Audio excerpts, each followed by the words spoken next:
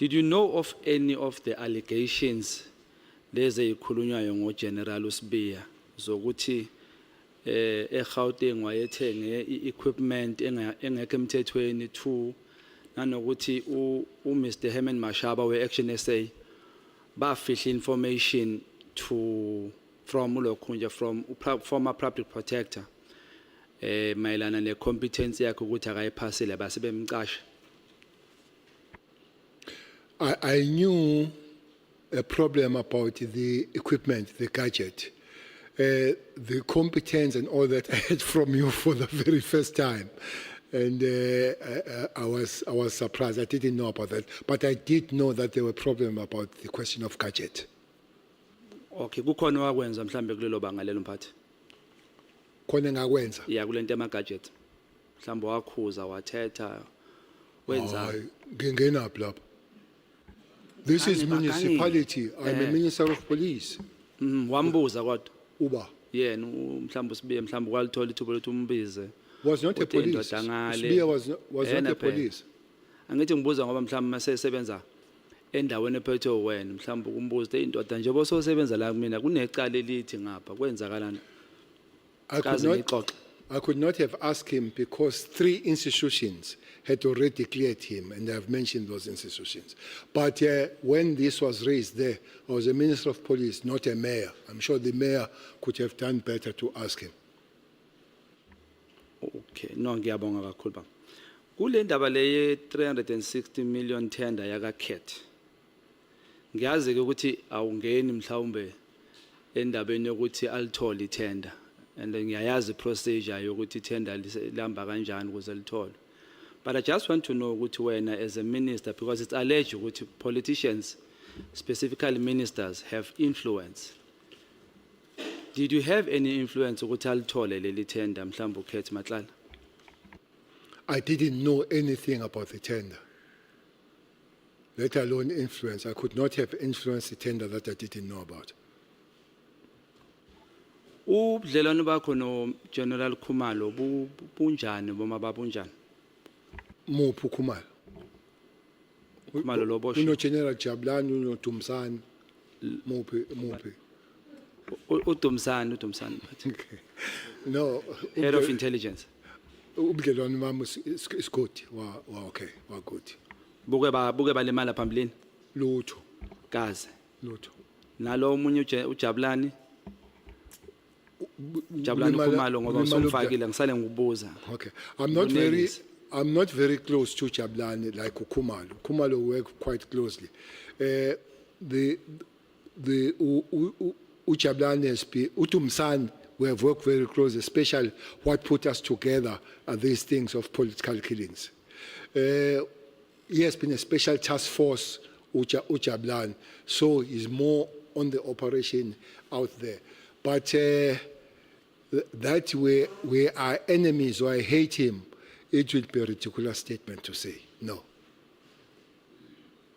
Ngikubuza ngoba ngifuna ukunderstand la mphathi ukuthi lokukhubhana kwalabo general lephezulu ngokwakho ucabanga kubangelwa yini kwasuswa yini futhi makuthi khona ozophumelela between these two parties uyowina ini yini lelwelwayo lapho ngokubuka kwakho usewumphathi as a minister?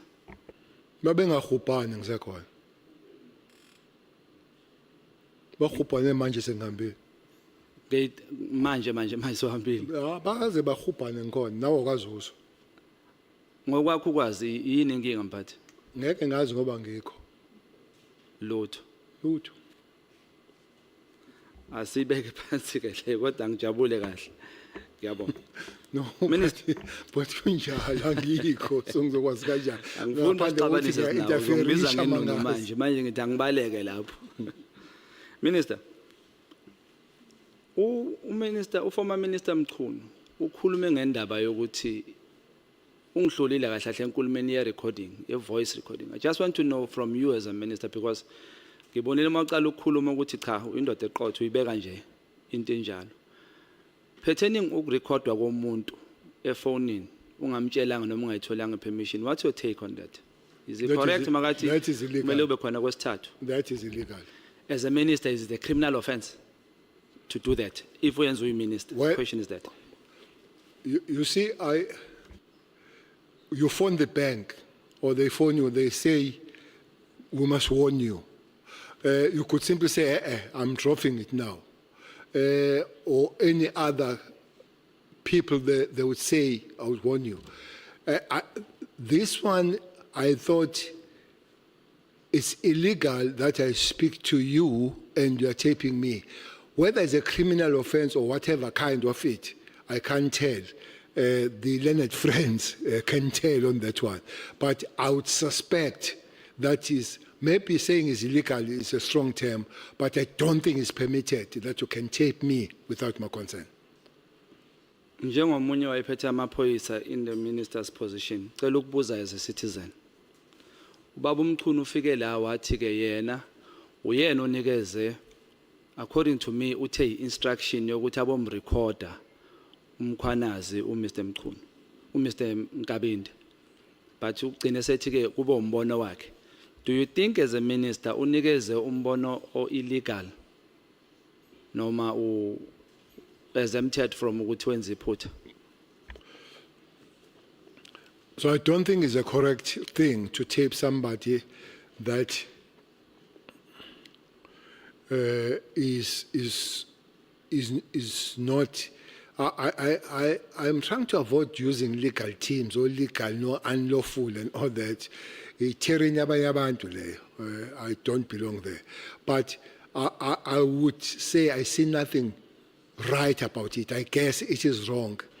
If then the wrong thing, you can't come here and boast that you have stolen, but it's me who gave you, you the instruction to go and steal. So you would have told me that, but especially for understanding. By the way, Nkabinde is a cop. He's a police, Nkabinde.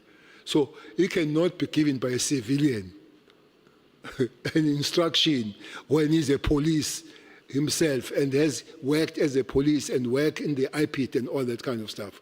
He cannot. The Constitution and legislative is very clear that you can't take the wrong instruction. Even the Constitution says so. Ngiyabonga baba. Were you aware of the alleged unethical relationship between the former IPID head, Robert McBride, and Paul O'Sullivan? Well, yes, I have heard they are quite close by Zwana, but I don't have the evidence. How far does it take and all? But I've heard so that by Zwana, even M17, I was told with Basizan. Njengoba usuthi ke uNkabinde bephoyisa kuchaza ukuthi uyamazi umbuzo wami ozoba ukuthi did you know uNkabinde lo server as the chief of staff manje, but on record do you know him? Just for the record. Yes, I do. You do. Do you know why wayekela kwa IPID?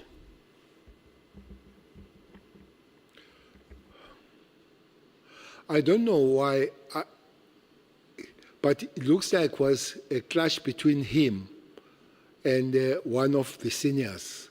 I can't remember who that senior was, but it looks like there was a clash. I don't think it was a voluntary kind of resignation, but it looks like there was some clash with the senior people, which I really can't remember very, very well. In paragraph 2 of Lieutenant General Mkhwana's statement, he claims that information he presented before the ad hoc committee was based on personal knowledge, relevant document, and discussion with informed officials. But we've been informed that the error occurred and he'll be writing a senior statement on that matter. So I wanted to ask a question on it, but the question is it true that Lieutenant General Mkhwanazi stopped communicating with you after you persuaded him, after you persuaded him to ask General Khumalo to resign from SAPS? It's not true. It's not true. Wagcina nini ukukhuluma naye? Ngicela ukukhuluma naye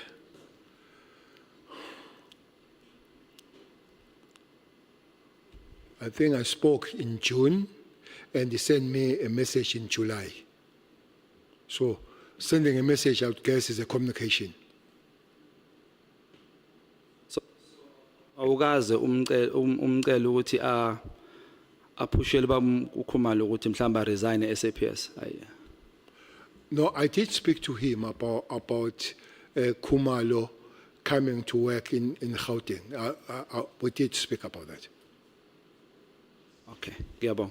Bengifuna nje ukudlulisa lapho. Ngithathe enkulumeni yakho ukuthi lento yamahearsay awuyithandi. So ngifuna siyibuke la. Do you know ukuthi who funded the ANC with CR17 campaign? No, I don't You know. don't know. You said MK ufandwe uLiebenberg or ufande uBab Zuma.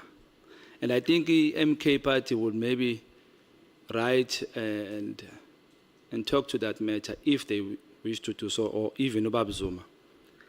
So if you don't know ama funders were CR17 documents that were sealed, what intelligence did you use to get the information ye MK found uLiebenberg? It was a public information. Ibingasilwanga. No, it was a public information that Liebenberg himself did say he has helped Umsholos to pay 500,000 for him, for his case to be enrolled. Uke wayiconfirm mhlambe. To be, yes, I have confirmed it. How did you confirm leyo mali leyo? Because it was in because it was in the court papers, and then the matter was then enrolled. Wena ezubabcele uyayiconfirma leyo mali unabo ubufakazi bokuthi hayi wayithola ngempela le mali. Ayike uLiebenberg, having said that publicly, that is information. I might be lying if he lies, but if he speaks the truth, I'm speaking the truth.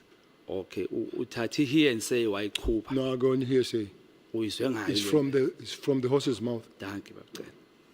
uLiebenberg lo khuluma ngaye uyena lo wanikeza unkosikazi kaBaba uPaul Mashatile iring ye-diamond. Yes, Uyena loyo. not a ring, I-diamond. a piece of Piece diamond. of diamond. Uyena yena loyo. Yes. Okay. It's very So, clear. impela uyena. Ngiyabonga kakhulu bengifuna nje sidlule lapho. uMatlala ukhethe njengoba usuvumile ukuthi uyamazi. Angaze ngiphike futhi. Ngiyabongisa baba wazi amadoda amakhulu. You said uMatlala wanted to fund the president yakababa uMchunu. Siyavumelana. What did I say? You said uMatlala wanted to fund the presidency yakababa uMchunu. Matlala told me that he was requested to fund. That he wanted, I'm not sure. But that he was told, I'm told. You are told. Ngizahamba kule amahearsay ne. Lama hearsay ongawathandi. No, Seselapha. it's not a hearsay. It's a horse's mouth. Sho njalo. Yeah. Okay. So do you think kunawo umthelela lokuthi ithenda kaMatlala icisho ize ivalwe lokuthi mhlawumbe akafunanga ukufanda ubaba uMchunu? That will be a hearsay. And I don't want to get in the hearsay. I've never heard it. It will be said by me, and when I will be hearing a hearsay from me. I have no information either told or read anywhere that is the case. So I really don't know about that. Kule horse's mouth yaka Liebenberg yemali ekhokhiwe ku-MK yayisikhona yini MK makungena le mali okhuluma ngayo? That's why my statement is stroke, either Msholozi or MK. So if it is not MK, Msholozi. Oh. Sengiphelele isikhathi kanjalo. So lento ekhulumayo But can I add on that? please ba. Mhlambe usa-add ungichazisela ukuthi ushongo ukuthi mhlambe yangena nini or uyayicabangela nje uyifaka nje ngoba mele ingenile. Ayangena. Yangena. Sungacheka wena ukuthi Sengisho le yangena. nkulumo yangena nini In manje imali baba? before MK Yangena bakhona or after MK bekhona angibuzela ukuthi ingene ku Zoom or MK sengibuza ukuthi isiphi isikhathi salento oyikhulumayo othi awuyizwanga endleleni awuyidobhanga ndawo uyizwe kuye ngithi usasikhumbula mhlawumbe isikhathi oyizwe kuye lo muntu eyikhuluma ukuthi kunini Ngisikhumbula kahle isikhathi, but I would not remember whether it was before or after MK. But I could say that there would be really clips and videos where MK is on the platform supporting in court, supporting. ukuthi siyeke mphathi ngoba sikhuluma into Siyekelana nje. ayikho awunasho No, that one is sure. sho ngani baba ngesikhathi Ukuthi when Your time has unfortunately come to an end. how much time did I have, Chair? Bathe no 20 minutes, right? Usho wena, Chair. So that means our 20 minutes, Chair, ngithi. So our 20 minutes ayipheli manje.